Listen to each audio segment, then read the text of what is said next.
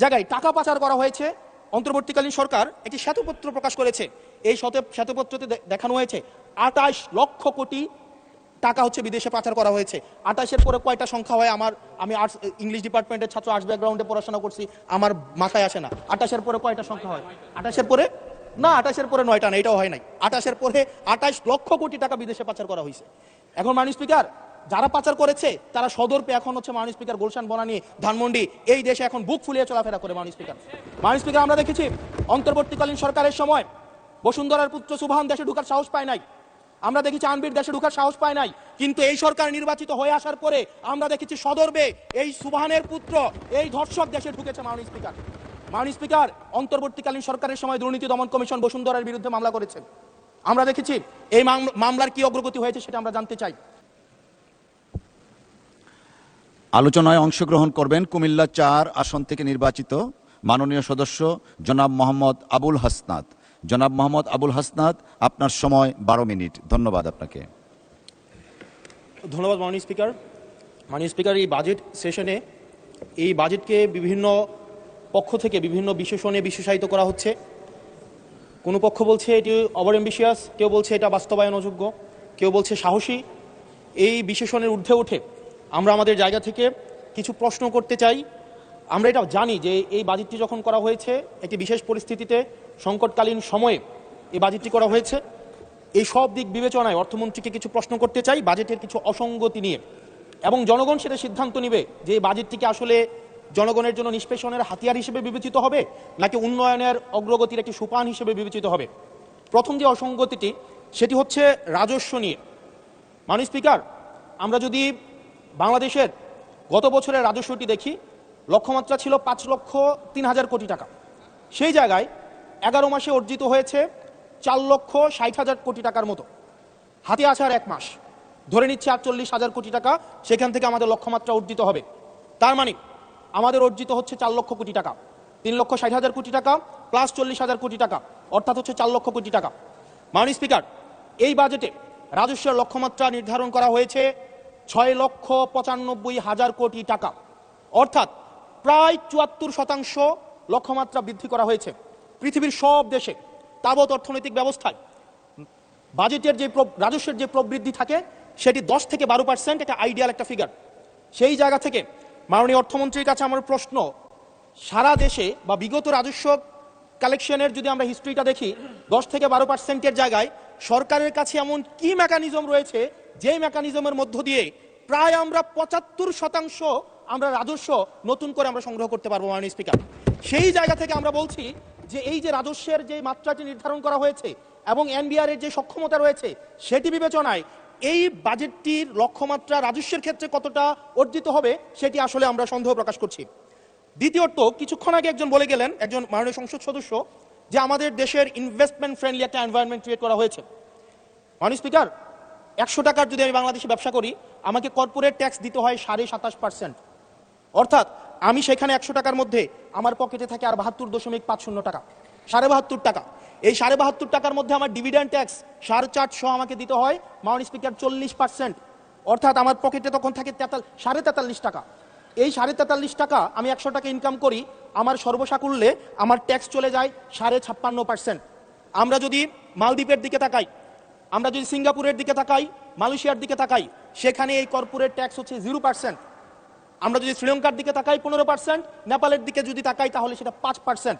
শুধু সরকারের সমালোচনার খাতিরে না, আমরা নির্মোহভাবে কনস্ট্রাকটিভ ক্রিটিসিজমের জায়গা থেকে আমরা বলছি এই 56.5% কর্পোরেট ট্যাক্স এবং ডিভিডেন্ড ট্যাক্স বিদ্যমান রেখে এটা ডোমেস্টিক ইনভেস্টমেন্টকেও প্রমোট করবে না এবং ফরেন ইনভেস্টমেন্টকেও প্রমোট করবে না।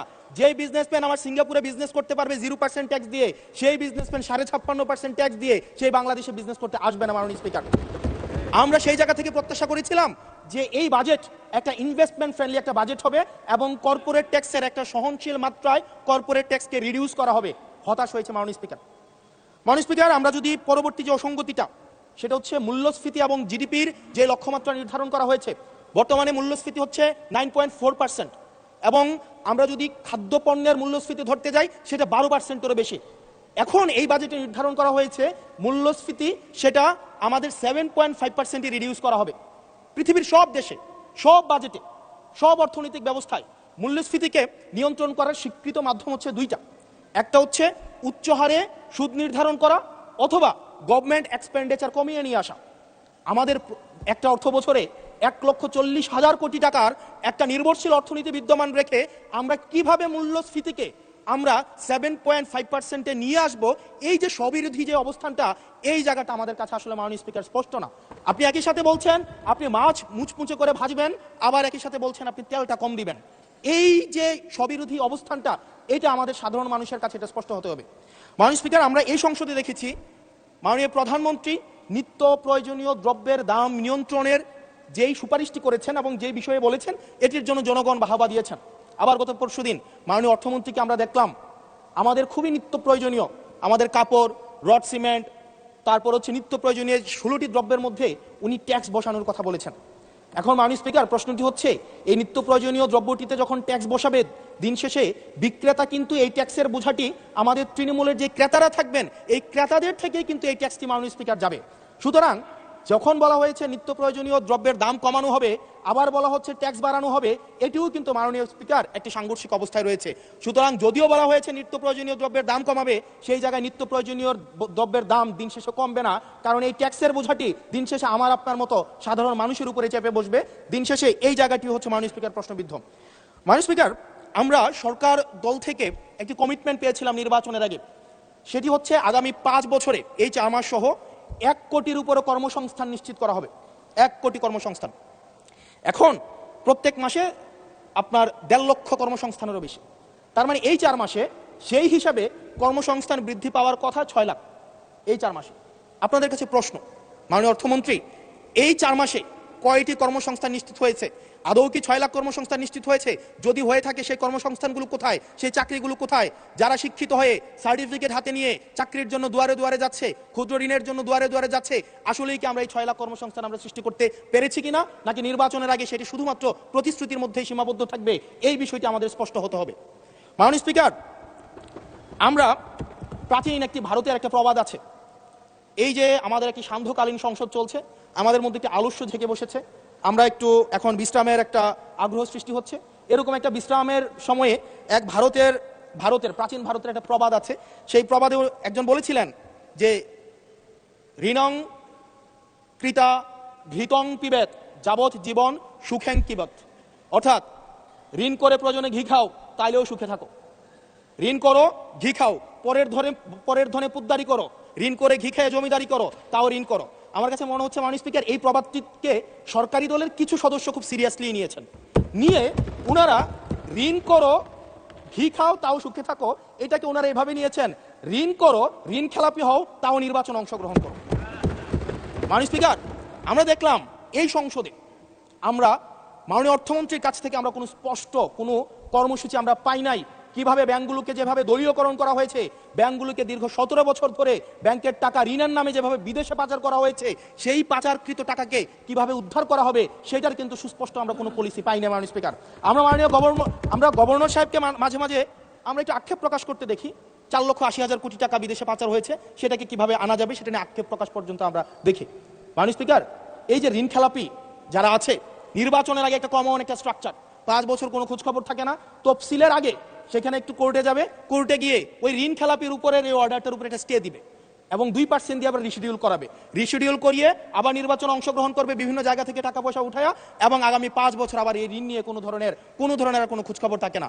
জনগণের টাকা নিয়ে এই বিলাসিতা বন্ধ করতে হবে এবং ঋণ খেলাপিদেরকে ঋণ খেলাপি বলতে হবে। আমরা লজ্জা পাই একই সংসদ একসাথে শেয়ার করার জন্য, কারণ তারা জনগণের টাকা মেরে, যারা জনগণের টাকা ব্যাংক থেকে তুলে নিয়ে ঋণ খেলাপি হয়ে আবার জনগণের প্রতিনিধিত্ব করতে আসে, এই ঋণ খেলাপিদেরকে শাস্তির আওতায় আনতে হবে।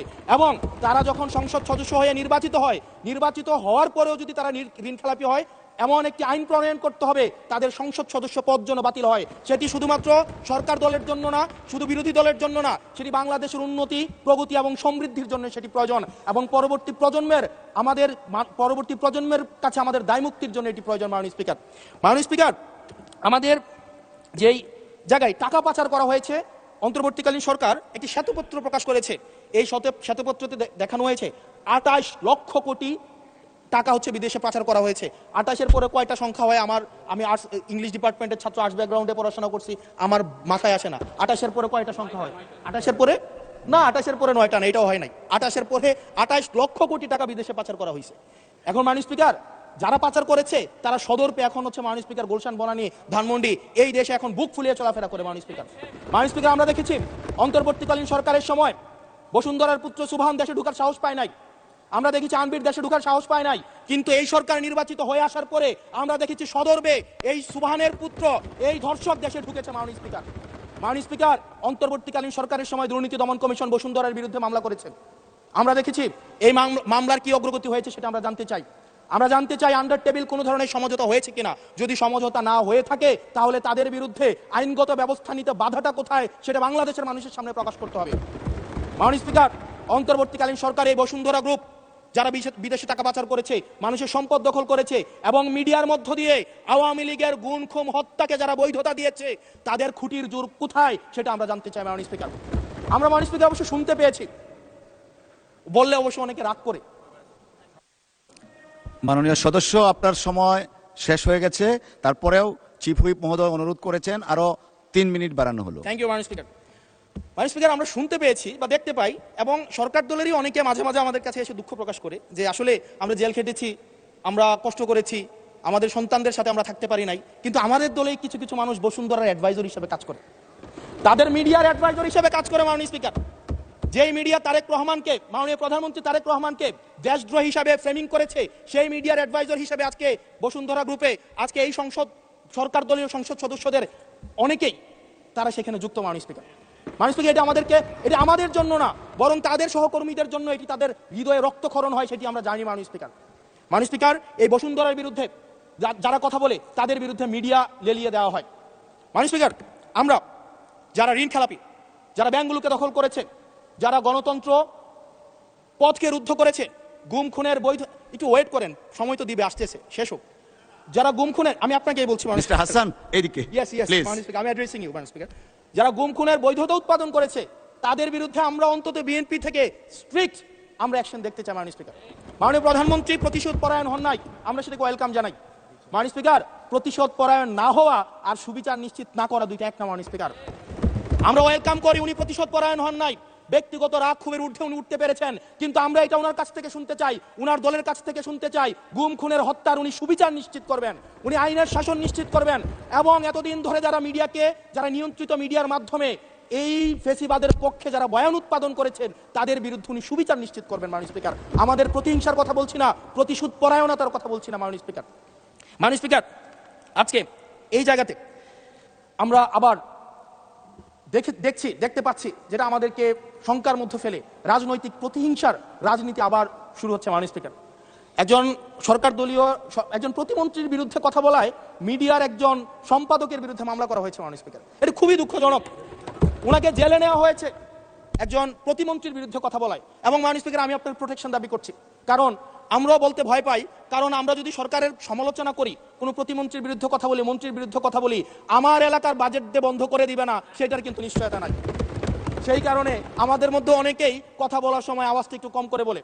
মাননীয় স্পিকার, আপনার কাছে অনুরোধ করি, আমার জন্য আমার এলাকার মানুষকে যেন বঞ্চিত করা না হয়। আমি এই সংসদে অনুমতি নিয়ে কখনো বিরোধিতা হয় না, কখনো অনুমতি নিয়ে আমি আপনার বিরোধিতা করতে চাই।